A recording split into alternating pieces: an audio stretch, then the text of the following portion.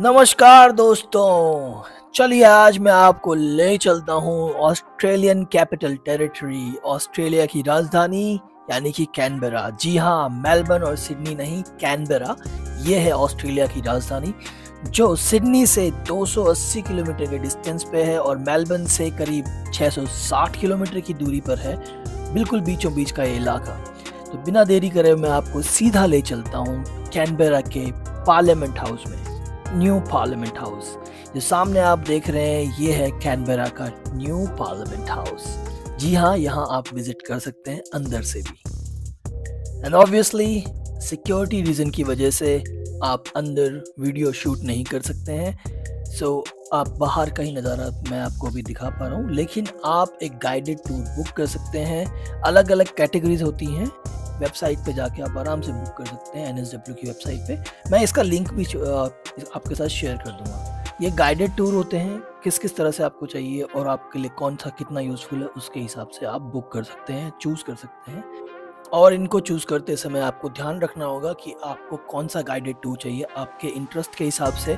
और कुछ जो गाइडेड टूर्स हैं वो किसी स्पेशल डेज में ही अवेलेबल होते हैं और हर दिन होने वाले गाइड टूर भी अलग अलग टाइम स्लॉट में होते हैं, तो अपने कन्वीनियंट के हिसाब से चूज़ कर सकते हो। मेन बात यह है कि पार्लियामेंट अंदर से देखने को मिलता है, जो हमारी कंट्री में तो नहीं मिलता है, तो थोड़ा सा स्पेशल फीलिंग तो आती है, देखो, है ना।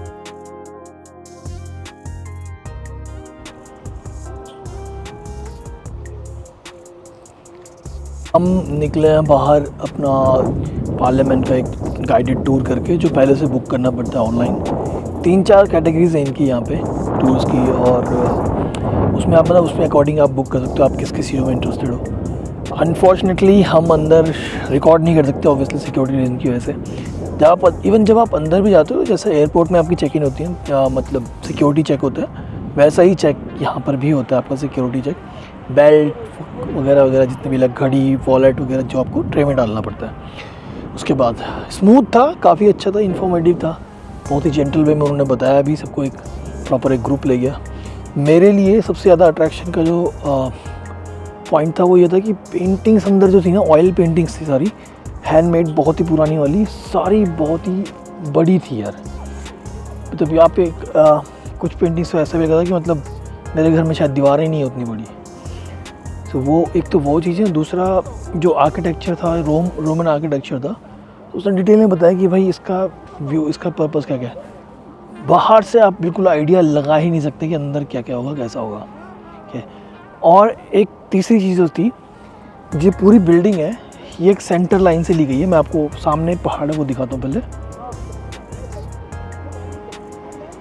देखिए, सामने वो जो पहाड़ है दिख रहा है आपको, उस पहाड़ के सेंटर से एक सीधी लाइन ले गई यहाँ पर, ठीक है। एक सीधी लाइन वहाँ से खींच के यहाँ तक ली गई है, और वो इसका सेंटर पॉइंट भी है। इस पूरी बिल्डिंग का सेंटर पॉइंट वो इंटरसेक्ट करती है वो लाइन। तो अगर हम ऐसे इनके दो सेंटर पॉइंट इंटरसेक्ट करें ऐसे 90 डिग्री से, सो इस बिल्डिंग का जो एक 90 डिग्री का एंगल जो वहाँ से आने वाली सेंटर लाइन को इंटरसेक्ट करेगा, वो इस बिल्डिंग का सेंटर पॉइंट है। सो ये एक मतलब इन्होंने काफ़ी वो थोड़ा सा रखते थे ये पहले, कुछ तो हो रहा होगा इनका, मुझे भी नहीं पता। हमारे यहाँ वास्तु होता है, इनके यहाँ क्या होता है मुझे नहीं पता, बट इन्होंने शायद इस तरह का कुछ सोचा तो होगा ये रखते हुए। सो अब यहाँ से हमारा ये टूर हो चुका है।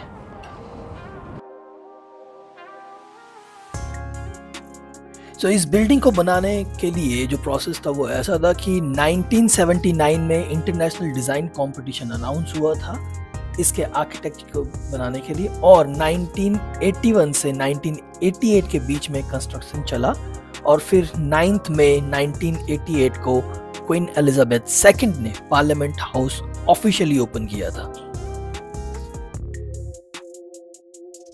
कैनबेरा को जो स्टेट जो है के नाम से बोलते हैं, तो उसको ACT बोलते हैं, ऑस्ट्रेलियन कैपिटल टेरिटरी, ठीक है। छोटा सा पोर्शन है, मेलबर्न और सिडनी के बीच में पड़ता है। यहाँ पर इस तरफ ये जो लेक है, ये लेक, इसी लेक की चारों तरफ जो है ये शहर बसा हुआ है, ठीक है। यहाँ पे समंदर नहीं है, समंदर से काफ़ी दूर है ये। सो अभी मैं आपको लेक दिखा देता हूँ थोड़ा पास से, और जिससे आप थोड़ा आइडिया ले पाएंगे। शहर काफ़ी शांत है ये, सिडनी की तरह या मेलबर्न की तरह चहल पहल बिल्कुल नहीं है यहाँ पे। पार्लियामेंट हाउस में भी आज थोड़ा वर्किंग डे की वजह से शायद कम भीड़ होगी मेरे ख्याल से। कल सेरेमनी भी थी वहाँ पे कोई, ऐसा वो बता रहे थे, तो उस टाइम पे शायद भीड़ रही होगी उसके लिए। लेकिन अभी वहाँ पे आज मुझे तो कुछ भीड़ भाड़ वाला एक इलाका यहाँ पे लगा नहीं। टेम्परेचर काफ़ी डाउन है यहाँ पे सिडनी के अकॉर्डिंग। अभी यहाँ पे जो टेम्परेचर है 6 डिग्री के आसपास हो रहा है, ठीक है। तो अभी दिन का टाइम है, अभी भी यहाँ पे ठंड चल लग रही है।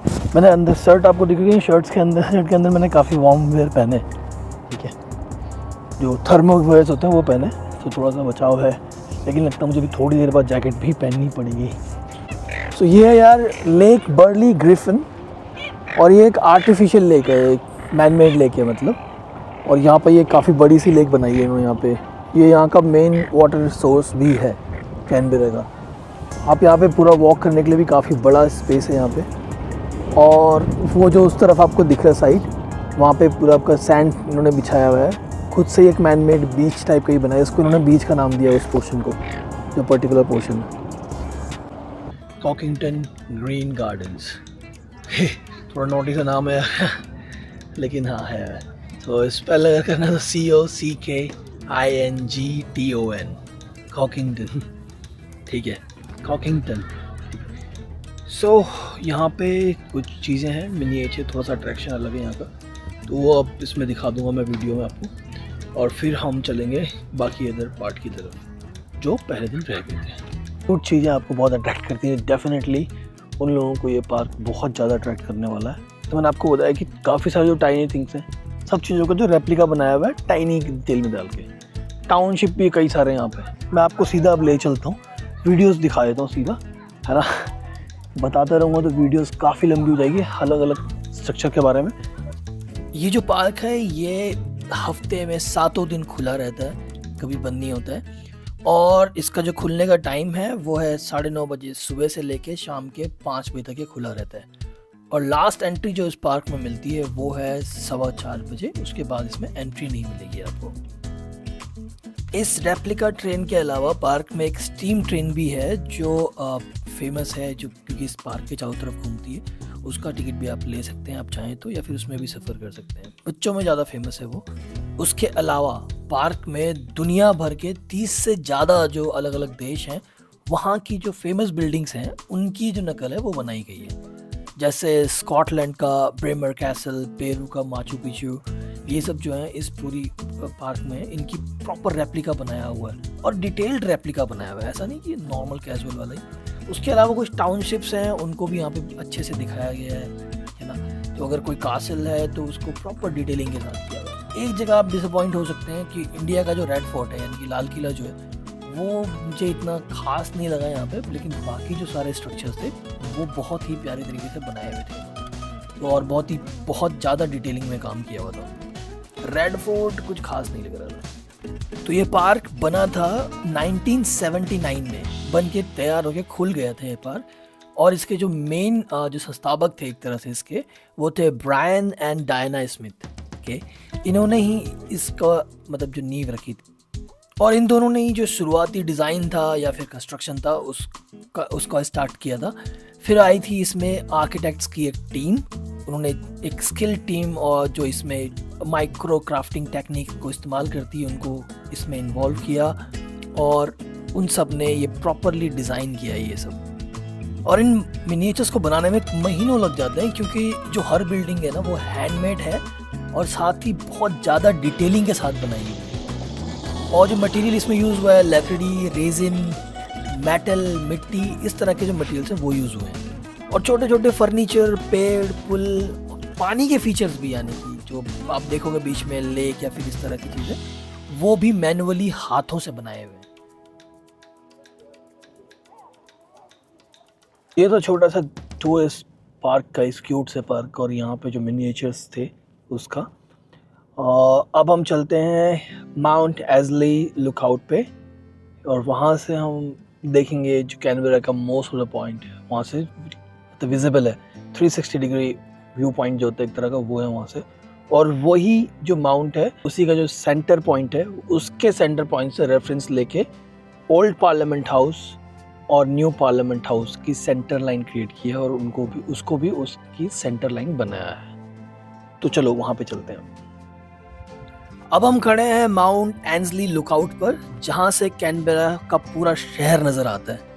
और यहाँ सिर्फ शहर ही नहीं बल्कि इसके पीछे की कहानी और डिज़ाइन का विज़न भी दिखाई देता है।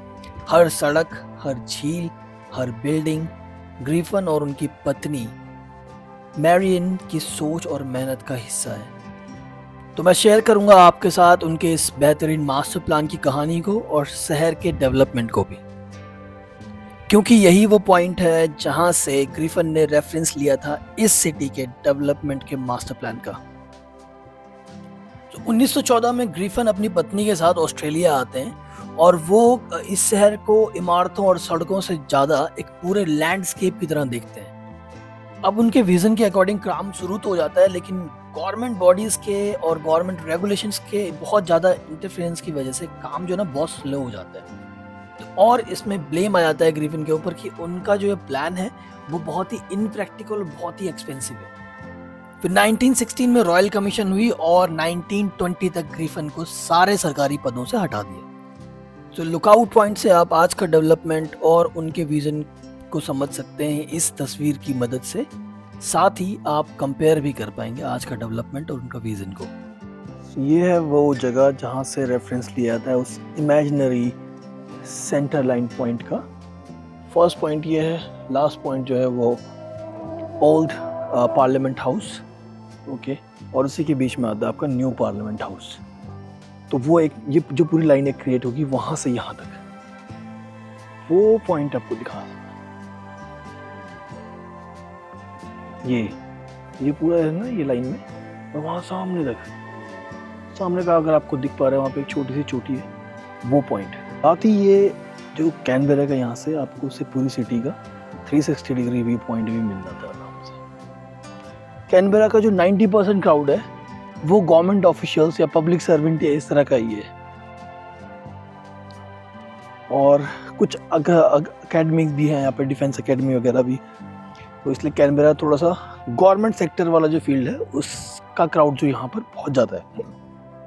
पब्लिक, नॉर्मल पब्लिक जो है, कॉमन सिविलियंस या फिर बाकी अदर रेजिडेंट, वो यहाँ पे बहुत कम है। और यहीं पे छोटी सी एक बुश वॉक कनेक्ट हो जाती है। जब आप इससे जस्ट नीचे जिस जगह पे अभी हम ऊपर थे, तो यहाँ पर एक बुश वॉक भी कनेक्ट हो रही है, आप देख। तो ये जो ट्रैक था यार अभी तक आपने देखा, जहाँ पे मैंने थोड़ा सा वॉक किया नीचे तक, कि एक्चुअल में यहाँ ऊपर अभी हम हैं टॉप ऑफ द माउंटेन, ठीक है। ये ट्रैक आपको नीचे लेके जाएगा सिटी में, काफ़ी लंबा ट्रैक है, तो इसको अभी अवॉइड करते हैं कि नीचे गए तो फिर गाड़ी लेने फिर ऊपर आना पड़ेगा। 2 बार ट्रैक नहीं करना चाहता मैं, ठीक है। तो यहीं पे एंड करता हूँ इस ट्रैक को, और अब बाकी जगह को एक्सप्लोर करते हैं कैनबेरा की। तो अभी जो आप मेरे आसपास का इलाका देख रहे हो ये है कैनबेरा सिटी सेंटर का इलाका। सिटी लाइफ यहाँ पे थोड़ा सा हैपनिंग भी है और है, एवरेज क्राउड मुझे यहाँ पे दिख रहा है। ऑब्वियसली मेलबर्न और सिडनी के कंपेयर में इतना ज़्यादा नहीं है, लेकिन अच्छा क्राउड है यहाँ पे और लाइफ थोड़ा अलग भी है यहाँ पे। तो ये है आपका सिडनी का सिटी सेंटर, कैनबेरा का सिटी सेंटर, और कुछ जैसा एक डेवलप सिटी होनी चाहिए वैसी है। तो अगर आप रहने का या उसके हिसाब से देखना चाहते हैं कैनबेरा कैसे दिखता है, this is how it looks. So यार अभी हो चुका है काफ़ी टाइम, और यहाँ से मेरी 3.5 घंटे की ड्राइव तकरीबन घर तक। 3 घंटे दिखा रहा है बट मैं 3.5 घंटे मान के चल रहा हूँ, और वो अब निकलते हैं। फिर मैं रात को 8 बजे के आसपास अपने घर पे पहुँच जाऊँगा। सो ये था यार मेरा अभी तक का कैनबेरा और माउंट कोजियास्को का टूर, जिसमें हमने कवर किया कैनबेरा, जिंडाबाइन, पेरिसल वैली और थ्रेडबो। एक और चीज़ रह गई है, वो है माउंट कोजियास्को का ट्रैकिंग और वो पीक पे जाना, सर्टिफिकेट लेना। लेकिन उसके लिए मैं एक्चुअली उसको अवॉइड करना पड़ा मुझे, क्योंकि उसके लिए मैं प्रॉमिस कर चुका था अपने भांजे को कि हम दोनों वो साथ में करेंगे। तो उसके बहुत नज़दीक जाके भी मैं उसे कर नहीं पाया एक प्रॉमिस की वजह से। सो दैट लेट्स सी कि वो अब यहाँ पे कब आता है, कब वो आएगा और कब हम ये ट्रिप करेंगे। Till then see you in next video. Okay, तब तक के लिए बाय बाय।